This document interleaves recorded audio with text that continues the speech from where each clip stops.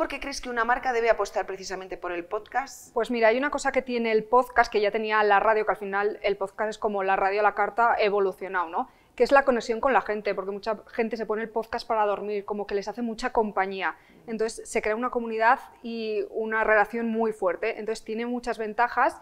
La primera es que actualmente hay como poca competencia todavía en el sector del podcasting. Entonces una marca que sale a podcast no va a encontrar mucha competencia, es como que va a poder destacar más que en otras redes sociales, como en Instagram, que todas las marcas al final están en Instagram.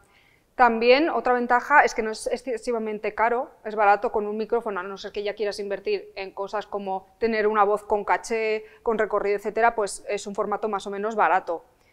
También más ventajas es que yo creo que a la marca le da reputación estar en podcast, que es algo tan actual y que quedas como una marca moderna que está a la última, ¿no? Digamos, y sobre todo yo lo que más destaco es como la comunidad que se crea, porque el público de podcast es muy fiel, pero también es exigente, exige al podcast que si es semanal esté todas las semanas ahí, que no falle.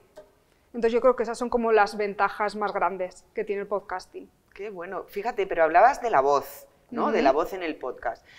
¿Tú crees que es bueno que las marcas apuesten por una voz externa o crees que les favorecería más utilizar las propias voces de la marca, de la gente del equipo?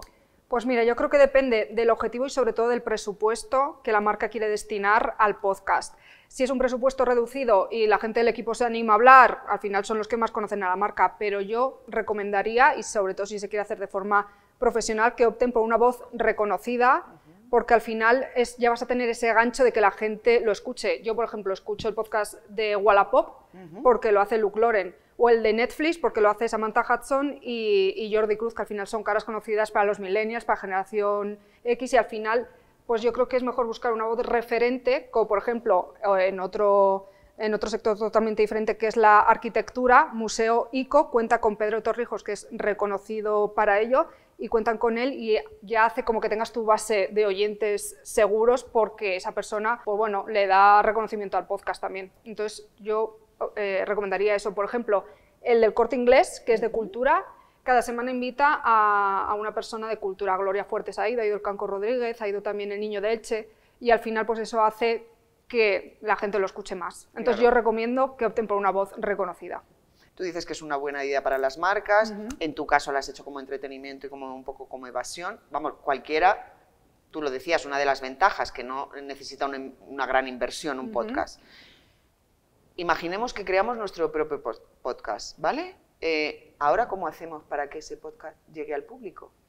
Pues mira, yo creo que el podcast tiene que ser como una pata de tu comunicación global. Entonces, yo empezaría comunicando en el resto de redes sociales de la marca que se va a lanzar este podcast para comenzar ya con una base de seguidores y de este modo alimentar el podcast de las redes sociales, que luego podremos también alimentar nuestras redes sociales de momentos del podcast, de mejores momentos, de recopilaciones, y entonces al final como crear una comunicación global teniendo en cuenta el podcast como una pata más. Vale, o sea que sería un complemento más, obvio. Sí. Una plataforma más de la marca. Eso es. ¿No? Y la propia publicidad dentro de tus propias redes sociales. Eso es, sí. ¿Tú crees que el confinamiento ha sido precisamente clave en el aumento de la escucha de podcast, que la gente se haya aficionado más a eso? Pues ¿Y por qué? Creo que no. ¿Ah? Creo que no, porque yo creo que ha aumentado, obviamente ha aumentado, que eso es así, hay estudios que ha aumentado la escucha de podcast, pero yo creo que por la evolución propia del podcasting, no por el confinamiento. Y de hecho, yo cuando surgió el confinamiento ya me asusté. Digo, ya nos van a dejar de escuchar en el podcast, porque al final el podcast te acompaña en tu rutina. O sea, la gente está acostumbrada a escuchar podcast yendo en el metro a trabajar o escucharlo paseando por Madrid-Río 8 kilómetros. Y entonces, si te cortan esto, es como que no encuentras hueco para escuchar podcast, y es como que el podcast y la radio también acompañan a la gente en actividades suyas ya de su día a día, y si te cambian la rutina, al final, para estar sentada en el sofá, es menos común ponerte un podcast, ¿sabes? Antes igual te pones algo de Netflix. Entonces, yo creo que ha aumentado por la propia evolución, no que tenga que ver con el confinamiento. ¿Y tú qué crees que va a pasar con este formato a partir de ahora? Porque volvemos a la normalidad, volvemos a esas rutinas para las que nos acompañaba el podcast. Sí, yo creo que bueno, se va a seguir Yo ahora que voy a la oficina presencialmente he vuelto a escuchar en mis trayectos podcasting, etcétera, y me he puesto al día de todo. O sea, yo creo que, y obviamente cada vez hay más más podcasters y la gente lo escucha. Recomiéndame un podcast. Pues mira, te voy a recomendar el de Nieves con Costrina, Acontece que no es poco, de la SER. Ese me gusta a mí porque es de historia, pero que lo cuenta ya muy gracioso. ¿Sabes? Hace no que te sea tostón, sino entretenido. Historia entretenida. Ese a mí me gusta. ¿Y un libro? Un libro... ¿quieres que tenga que ver con podcast? Lo que tú Mira, te quieras. recomiendo dos, ¿vale? Venga. Uno de podcast, El gran cuaderno de podcasting, de Francisco Zuzquiza, que para mí es la persona que más sabe de podcast de España.